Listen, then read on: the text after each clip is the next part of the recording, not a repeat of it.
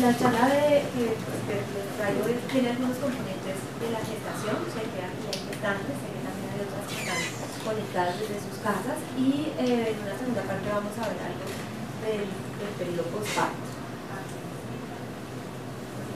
Bueno, lo primero que tenemos que saber cuando hablamos del periodo perinatal, decimos que el periodo perinatal es todo aquello que está asociado alrededor del nacimiento de un bebé. Lo primero que tenemos que saber es que este periodo perinatal y la mayoría de las construcciones y los pensamientos que tenemos durante este periodo son idealizados, son construcciones que hemos hecho a partir, por supuesto, de aprendizajes previos que traemos de nuestra familia, de nuestra casa, pero también de muchas cosas que en el entorno de hoy tenemos.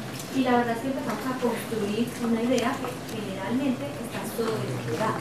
Y eso hace que a veces no podamos experimentar nuestra realidad propia y valorarla tal como es, como la vamos viviendo.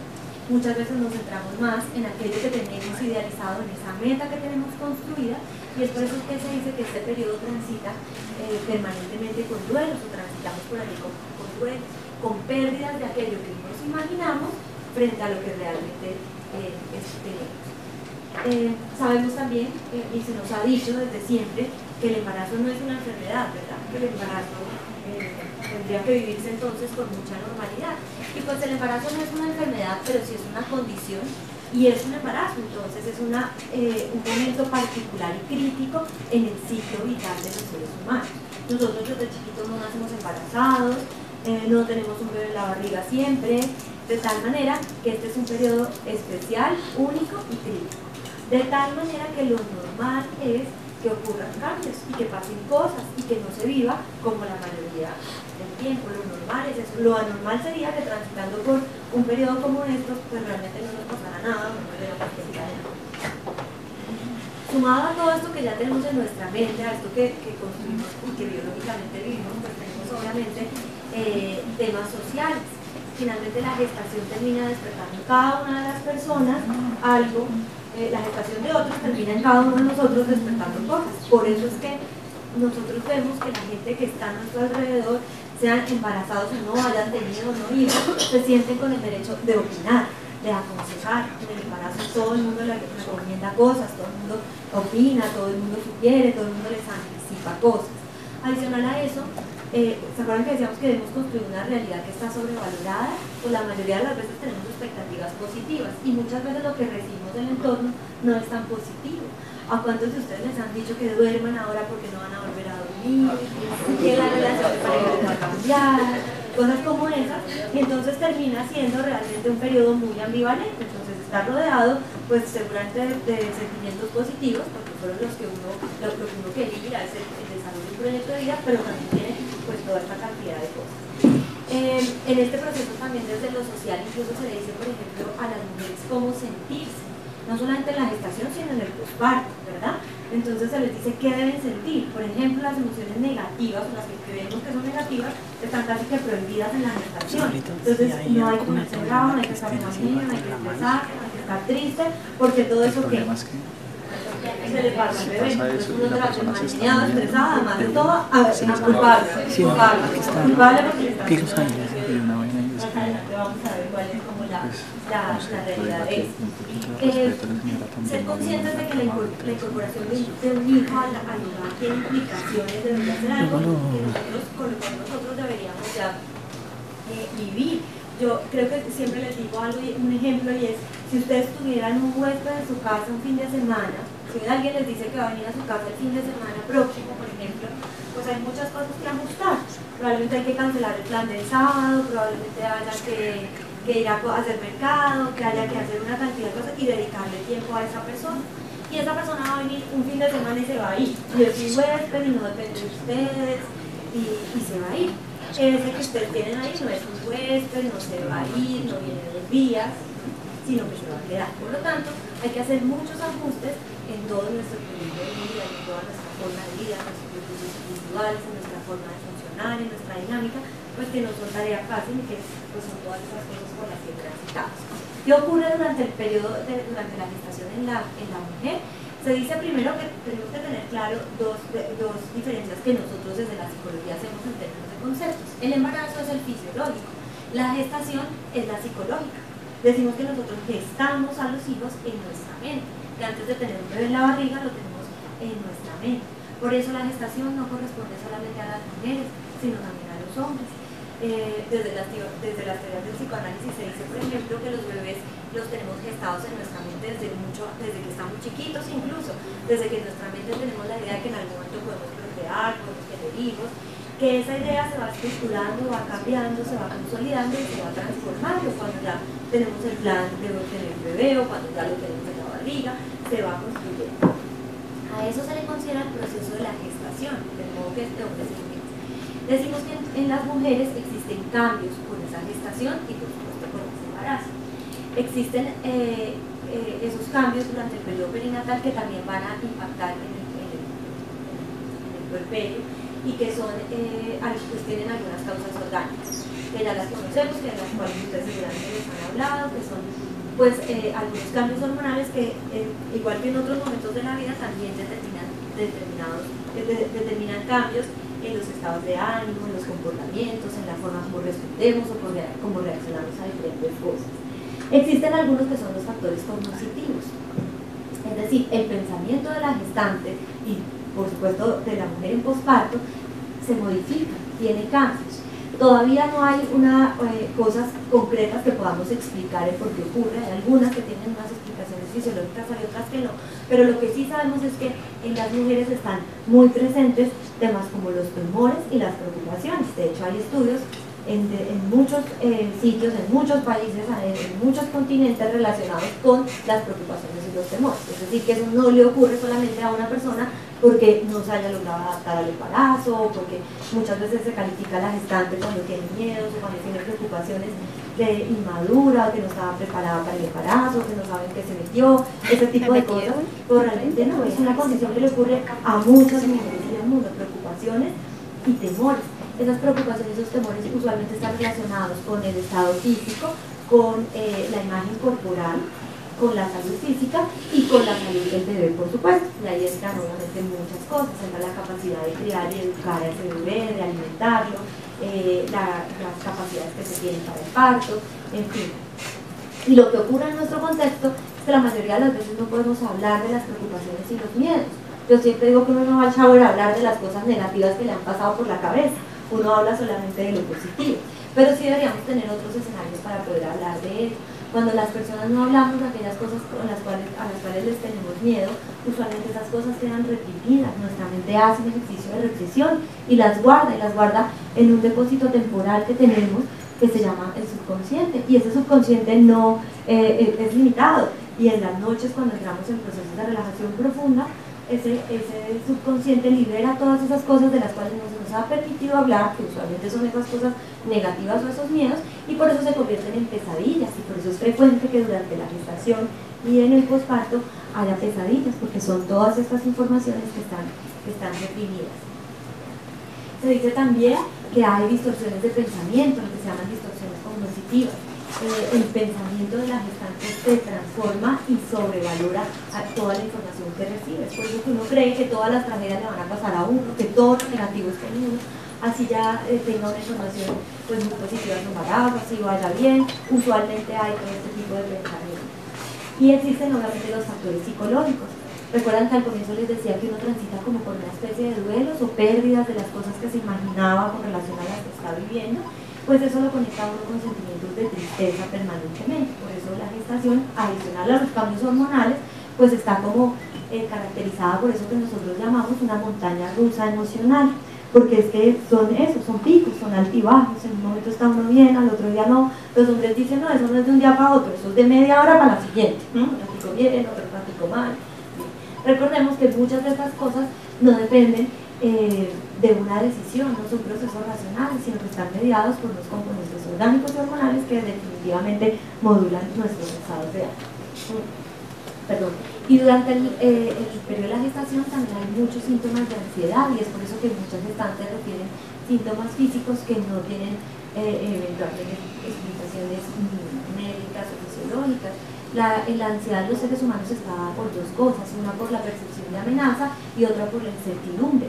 Y en la gestación y en el posparto, la percepción de amenaza y la incertidumbre son permanentes, es decir, que los estados de ansiedad y los síntomas de ansiedad van a ser recurrentes, por eso se sienten, muchos pacientes experimentan palpitaciones, dificultades para respirar.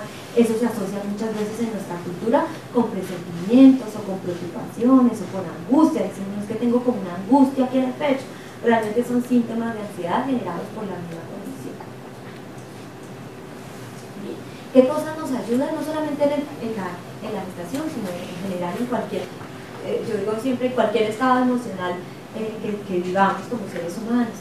Los seres humanos tenemos un recurso que no tienen las otras especies y que nos ayuda a elaborar nuestras emociones. Es el lenguaje, la palabra, el poder hablar con otros de las cosas que nosotros sentimos, de las cosas que nos estamos imaginando, de las cosas que pensamos, es lo que nos permite, ser liberador. Lo que pasa es que muchas veces no tenemos esos escenarios, y cuando lo tenemos y cuando tenemos la posibilidad de hablar, por eso es que uno dice, sentí que me desahogué, o ya esto ya le estoy dando un sentido distinto, o lo veo diferente, porque realmente ese es el recurso que tenemos las personas. El respetarnos las diferencias y los estilos. Hombres y mujeres afrontamos las situaciones emocionales de manera distinta. A las mujeres nos gusta expresar las emociones, nos gusta que nos acompañen en las emociones, nos gusta que se nos reconozcan las emociones. No que se nos resuelvan, porque muchas de ellas no tienen solución. De hecho, solamente el permitir, el que nos permitan hablar y el que se nos reciban esas emociones tal cual son, pues ya seguramente serán liberadoras y nos permiten resignificar aquellas cosas que tenemos en nuestra mente. Los hombres son más racionales, entonces, pero fíjense que nosotros muchas veces no logramos el respeto por esas diferencias. Las mujeres muchas veces queremos que los hombres hablen, que nos digan qué sienten. Muchas veces juzgamos a los hombres y les decimos que a ti no te importa esto igual que a mí, porque es que yo no te veo igual de preocupado que yo. Claro que le preocupa, lo que pasa es que tiene unas estrategias distintas de afrontamiento. Y para las mujeres necesitamos hablar, y los hombres otra vez estás contando lo mismo, pero has dicho 10 veces lo mismo. ¿Con quién más estás hablando? Nosotras necesitamos hablar para elaborar eso. Digamos que esas son como las estrategias o los recursos que nosotros podemos buscar en esos entornos. Y a nivel del padre, recuerdan que decíamos que todos gestamos, que hombres y mujeres gestamos en nuestra mente. El padre también gesta, y el padre también se puede vincular y tiene emocionalidad alrededor del bebé. Es importante saber que durante la gestación y el posparto, la forma de vinculación del padre es a través de la presencia física. Lamentablemente no ocurre, no existe el mismo vínculo si está físicamente a que si está distante. Muchos están distantes porque esa es la circunstancia, pero realmente eso sí logra tener impacto en el proceso de vinculación afectiva. Cuando hablamos de vínculo afectivo tenemos que tener claro ese concepto, porque a veces ese concepto se usa mucho cuando hablamos de lactancia materna, o cuando hablamos, por ejemplo, de contacto piel a piel, o del mismo parto, y entonces los hombres no tendrían vínculo, ¿verdad? Porque entonces ellos ni lo van a parir, ni lo van a lactar, ni el contacto piel a piel es de ellos, en fin, entonces podría haberse afectado. El vínculo es la relación que nosotros tenemos con el bebé que tenemos gestado, y esa relación depende de nuestras condiciones psíquicas, de nuestras condiciones psicológicas. Es a través de eso que nosotros nos podemos relacionar con el bebé. Entonces, hombres y mujeres tenemos las dos características: la gestación del bebé y la posibilidad de vincularnos afectivamente.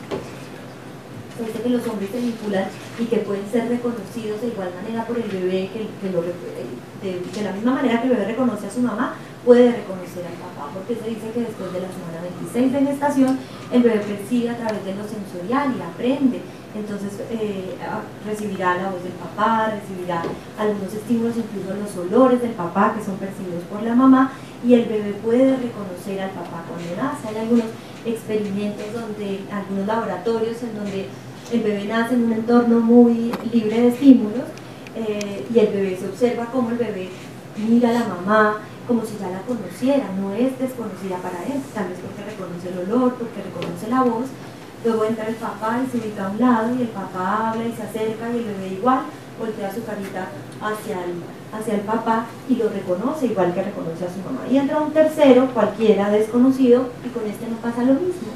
Es decir, que el reconocimiento y el vínculo no existe, solamente se da a través de la permanencia física, de este aprendizaje que el bebé hace a través de sus sentidos, y no es exclusivo de la mamá. Bien, vamos a hablar de la pareja. La pareja es, digamos, uno de los componentes que más se ve afectado durante la gestación y en el posparto, claramente. Se dice que todos transitamos duelos también a nivel de pareja, que nuestra pareja cambia, se modifica la dinámica, se modifican muchas cosas que antes teníamos por costumbre hacer, algunos comportamientos, algunas formas de comunicarnos, se van cambiando y se van abandonando y las vamos perdiendo. Es decir, que este periodo perinatal transita también a nivel de pérdidas con relación al tema de pareja. Lo que sí es importante saber es que la pareja es uno de los componentes que tenemos que cuidar durante la gestación y durante el posparto, que la maternidad y la paternidad no pueden convertirse en reemplazantes o en algo que compensa deficiencias en la pareja. La pareja debe mantenerse a pesar de la maternidad y la paternidad. Recuerden que a uno la gente grande le decía que los hijos son prestados. Eso realmente es cierto. Entonces los hijos vienen, transitan por la pareja le da de todo a ese bebé, lo cuida, es un adulto y se va. ¿Y quién queda? La pareja. Por eso es la pareja uno de los componentes a los que más deberíamos dedicarnos y a los que más deberíamos cuidar. Para esto es importante resignificar conceptos que tenemos. Ustedes desde que están en embarazo probablemente les dijeron que lo más importante en la vida de ustedes desde que están en embarazo que ahora el bebé, ¿cierto? Los hijos. Primero los hijos, segundo los hijos. Pues no.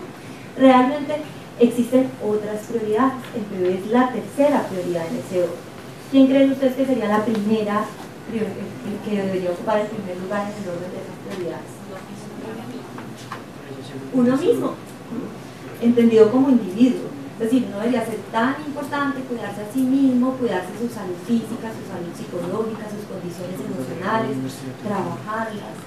Como segundo, en el segundo lugar del orden de las prioridades, ¿quiénes creen que funcionaría? Que estaría ahí. La pareja, entendida como la persona que tengo al lado o como lo que tengo entendido como relación de pareja, porque puede que ya no tenga una relación de pareja, pero tengo que haber hecho el duelo por esa relación de pareja, tengo que tenerlo claro. Cuando yo tengo como prioritario lo que soy como individuo, en todo sentido, en lo psicológico, en lo emocional, en lo físico, y cuando le doy prioridad a mi relación de pareja y al significado que eso tiene, el bienestar del bebé viene por añadidura. No es al revés. No puede pasar que yo no estoy bien, ni psicológica ni físicamente, mi pareja funciona desastroso, pero el bebé está bien. Eso no puede pasar, eso probablemente sea un bienestar temporal, un bienestar transitorio, un bienestar centrado más bien en la provisión de las cosas materiales, pero a largo plazo no es un bienestar. Los hijos finalmente terminan consolidando su estructura de personalidad, su bienestar emocional a partir de las relaciones que tienen con sus padres. Por lo tanto son sus padres los que tienen que cuidarse. Por eso hoy día muchos de los trabajos que se hacen de estimulación prenatal, lo que uno va y dice, pero será que ponerle esta marajita aquí si le va a mejorar la inteligencia, o será que hacer determinado taller si va a tener impacto en su desarrollo. Pues más allá de eso, porque todavía hay mucho que investigar al respecto, lo que buscan todos esos trabajos es el fortalecimiento de la relación de pareja, es el fortalecimiento de los vínculos de la pareja, la gestación, ¿se acuerdan? El vínculo y la gestación del bebé que tenemos en la mente, y el bienestar psicológico de esos individuos, porque es a partir de eso que el bebé comienza a relacionarse y que va construyendo su emocionalidad. Aquí es importante aclarar lo que dijimos al comienzo. Al bebé no se le transmiten las emociones como la gripa, entonces como yo me le acerqué, entonces ya, y como yo estuve triste en el embarazo, entonces el bebé está triste, o como realmente las emociones en los seres humanos son aprendidas. Cuando ese bebé que nace se relaciona con cuando ese bebé que nace se relaciona con aquellas personas que reconoce, recuerdan aquel que reconoce por la voz, por el olor, y son ellos los que satisfacen sus necesidades fisiológicas y le proporcionan bienestar. El bebé comienza la construcción de la emocionalidad. No importa si por una situación adversa la mamá lloró durante el embarazo, no importa si la mamá tuvo mal genio, que el bebé nació de mal genio porque la mamá estaba de mal genio. No, hay factores de estructura de personalidad que se heredan, claro, se heredan por familias, entonces probablemente él tendrá algunos de estos rasgos heredados, pero el llanto de la mamá no es el que le causó al niño el déficit escolar a los 4 años. Lo que tendríamos que ver es qué pasó con esa mamá, qué conflicto no resolvió, cómo entonces sin resolverlo comenzó la relación con su hijo, y es la relación la que lleva a cabo ese impacto en los niños. Hay muchas mamás que tienen condiciones adversas en la gestación, las resuelven, y cuando digo resolverlas no significa estar en un estado de total felicidad y alegría para encontrarse con el bebé, sino sencillamente el reconocimiento de esas cosas y el inicio del trabajo sobre eso. Y aquí es importante también saber que son los bebés los que se adaptan a las familias, no las familias las que se adaptan a los bebés, ¿sí? Y ahí es cuando porque es ahí cuando empezamos a vivir la vida de los bebés.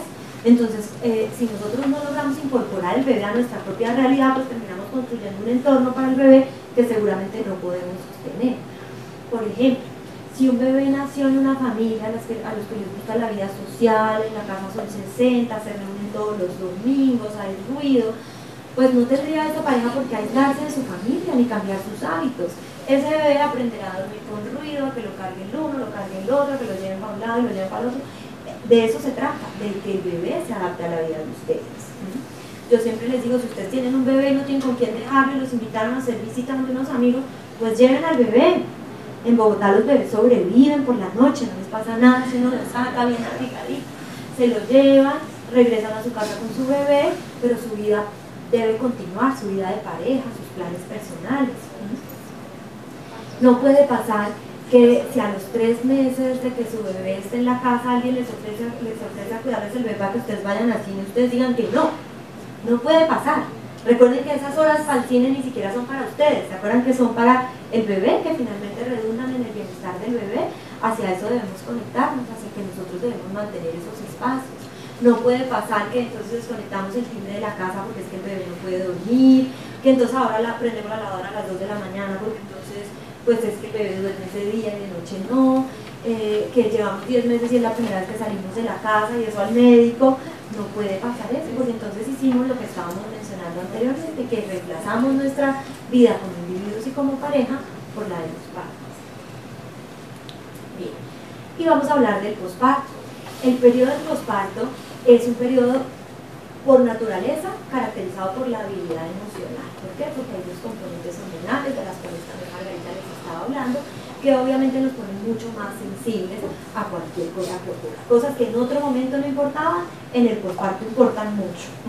Que les botaron las flores que les había regalado el esposo el día, pero es que ya llevaban un mes y eso es una tragedia completa. Y uno no entiende por qué. Recuerdan que decíamos que hay muchas cosas ahí que no son racionales, que están explicadas sencillamente por la sensibilidad y la emocionalidad que tenemos allí.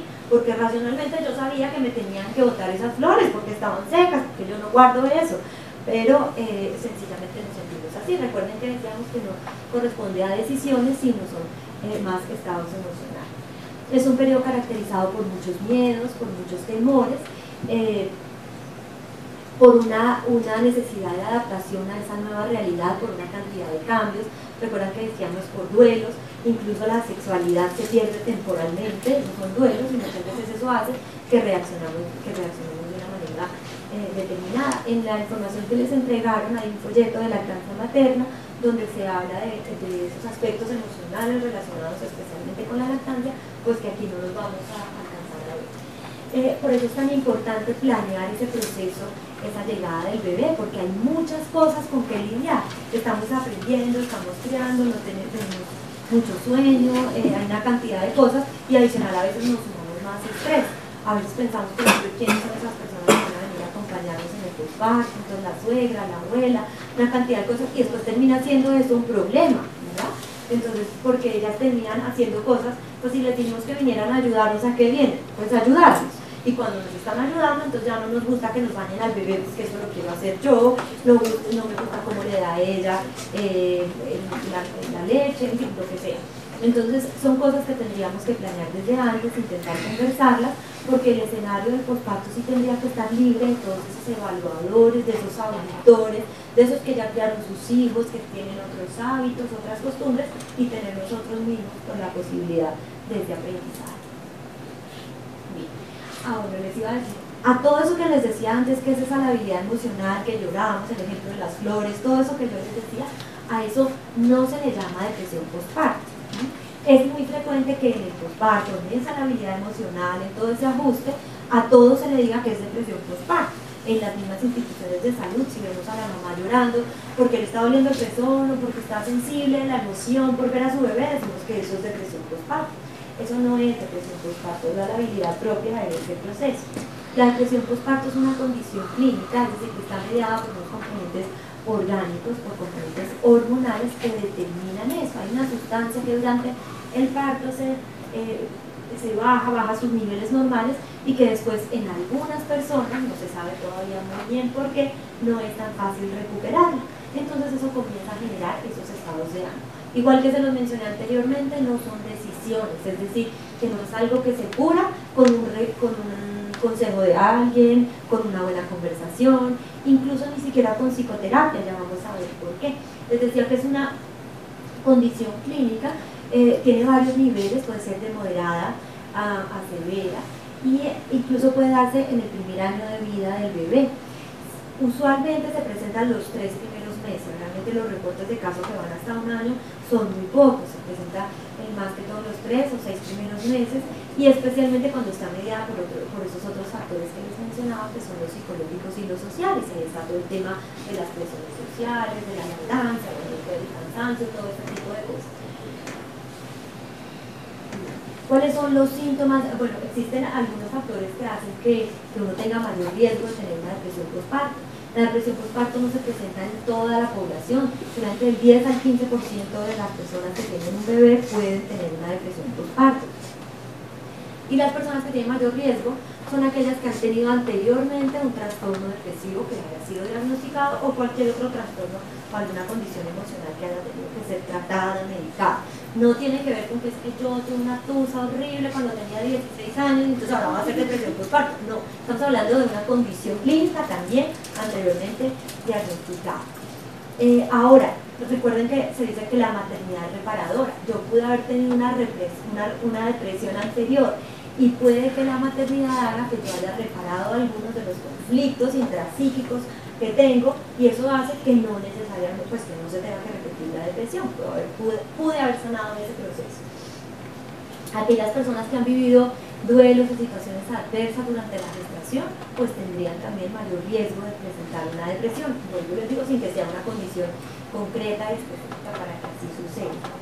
¿Cuáles son los síntomas de la depresión y de qué tenemos que estar pendientes? Eso también está en uno de los plegarios que les entregaron, porque realmente, se los digo hoy, pero probablemente cuando ustedes estén en una condición como esa, van a tener que acudir a mirar si uno cumple o no cumple con esos criterios.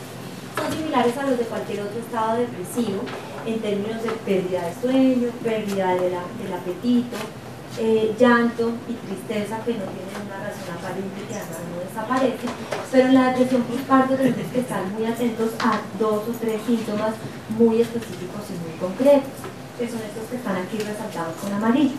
Es el decaimiento y la pérdida total del interés en el cuidado del bebé. Realmente cuando uno está en depresión postparto no tiene ningún interés en el cuidado del bebé. Y esto no tiene que ver, ojo, con lo que hemos oído por ahí en la prensa y en otros casos, y es que quise agredir al bebé o que le quise hacer daño, que la mamá que le hizo daño al bebé. Eso no es una depresión postparto, eso corresponde a otra condición, pero no es la depresión postparto. La depresión postparto no le quiere hacer daño al bebé, sencillamente está muy desmotivado para su cuidado. Existe una percepción, una sensación de pérdida del vínculo, es decir, como que no me siento tan feliz, no me siento como tan conectada con ese bebé, pues si lo quiero, es mi hijo, me da pesar verlo y percibir pues la sensación que tengo, pero realmente no me siento ni motivada a cuidar al bebé, ni siento como mucho afecto hacia el bebé. Y las mamás se sienten culpables además por sentirse así, no es una sensación agradable.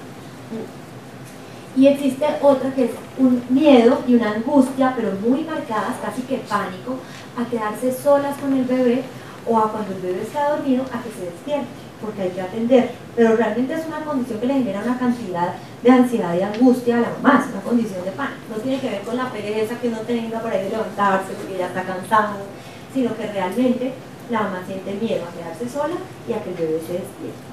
Esas condiciones deberían ser atendidas. ¿Quién puede hacer el diagnóstico? Lo puede hacer un médico, el ginecólogo, el pediatra, lo puede hacer un psicólogo, y usualmente la depresión debe ser atendida inmediatamente. ¿Con qué se atiende?